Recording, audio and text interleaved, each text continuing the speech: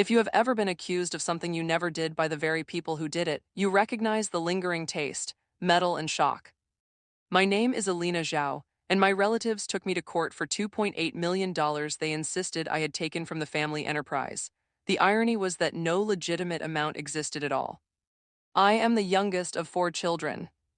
My 3 older siblings, Gavin, Rochelle, and Meredith, formed the favored set. Careers in finance, refined partners, houses in the same gated neighborhood outside Seattle. They played golf, traveled together, and treated investment returns like sacred text.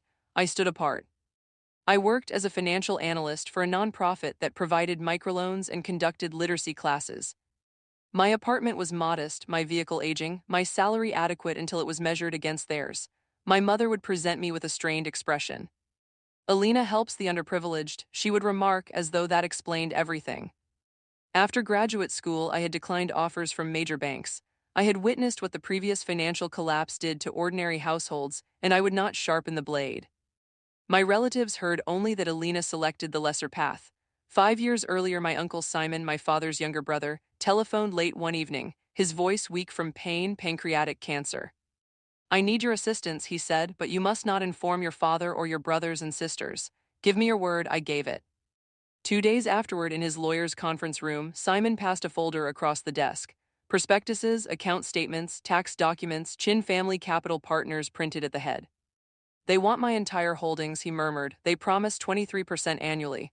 Guaranteed." My gut clenched. "They claim it is real estate," he continued, "yet the figures do not balance. If my suspicion is correct, they will harm others." He edged the folder nearer. "Elena," he said, "discover what this actually is." I carried the papers home and submerged myself in the data. Weeks of research followed. Addresses pointed to vacant parcels. Reported earnings far exceeded market norms. The fee structure, 42% yearly, revealed the rest. When I followed the movement of funds, the pattern became clear. Fresh capital arrived, purported returns were paid out, and Gavin, Rochelle, and Meredith retained the difference. Money traveled through limited liability companies and returned labeled as consulting fees, a classic Ponzi arrangement and money laundering scheme. I returned to Uncle Simon's attorney's office and placed my findings on the table. He studied them without speaking, his knuckles going white. "So I was correct," he said. "You caught it early," I answered. He shut his eyes, then opened them with new determination. "Then you must take my entire portfolio," he declared. "All of it." "Simon, impossible." His voice was frail yet firm. "They will pour it into their hole and accuse you when the structure fails. Swear you will keep it beyond their reach. Swear you will halt them before they destroy anyone else." I swore. My tone remained even though my palms were damp. He passed away 3 weeks later.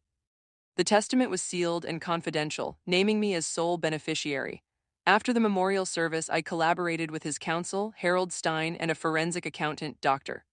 Priya Chen, assembling a dossier that could withstand public scrutiny. I began carrying a compact silver recording device at all times.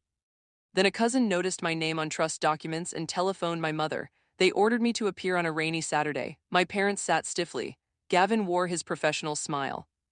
Rochelle and Meredith regarded me as if I had already admitted guilt. "Divide it," my father commanded. "No," I answered, "and I will invest nothing in your fund."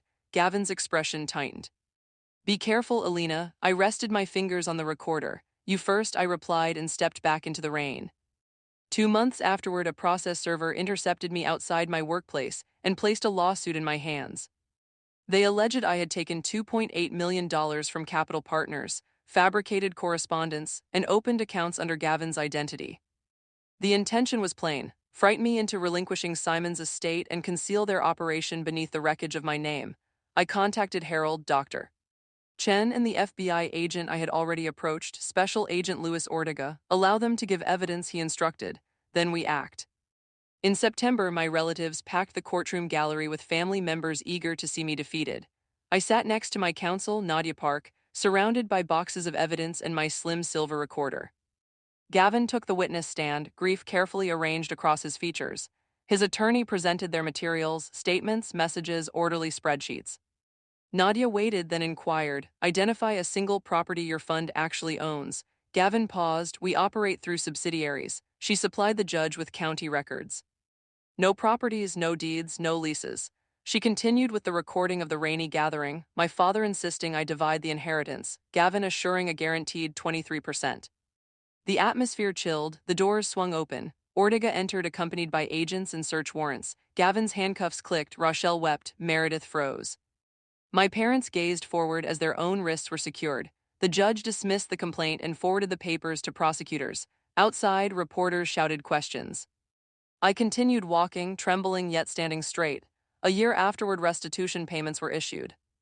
I established a compensation fund, drawn from Simon's assets for those most severely harmed, and I began conducting sessions on the warning signs my family had marketed as certainty. Their avarice concluded their chapter, integrity opened mine.